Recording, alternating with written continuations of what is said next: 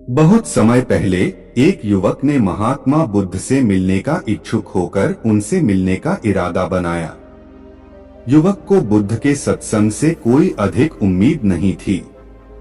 उसने सोचा कि उनका समय बर्बाद हो जाएगा और उसे यह भी लगता था कि वह बुद्ध से कुछ नया नहीं सीख पाएगा। जब वह बुद्ध के समक्ष पहुंचा तो उन्होंने युवक से पूछा, तुम्हें मेरे सत्संग में आने का क्या मतलब है? युवक ने उत्तर दिया, मैं बस आपके साथ समय बिताना चाहता हूँ। मुझे लगता है कि यह काफी होगा। बुद्ध ने उससे पूछा, क्या तुम जानते हो कि सत्संग क्या होता है?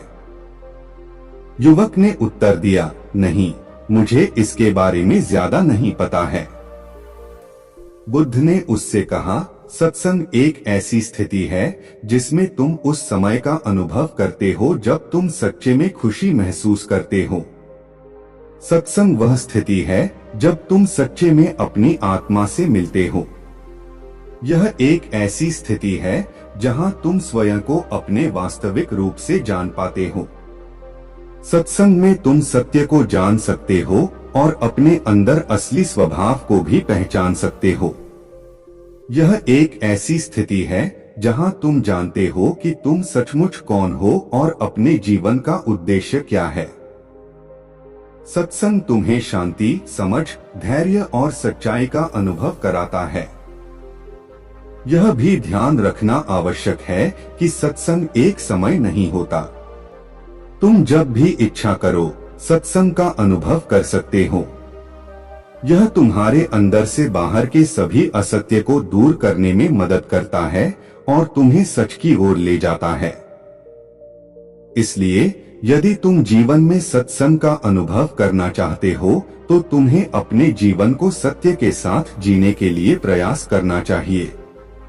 तुम सत्संग में उस सत्य को पाने के लिए जा सकते हो जो तुम्हें अपने जीवन के सभी क्षेत्रों में सही निर्णय लेने में मदद करेगा। उस दिन से युवक ने सत्संग का अनुभव करना शुरू कर दिया। वह जानता था कि सत्संग उसे सचमुच खुशियों और आनंद से भर देगा।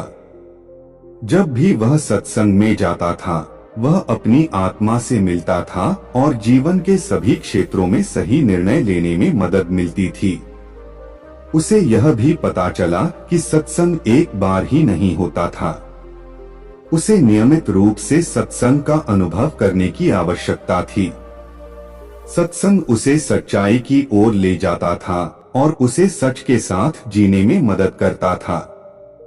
युवक ने जीवन में सफलता हासिल करने के लिए सत्संग का अनुभव करना शुरू किया।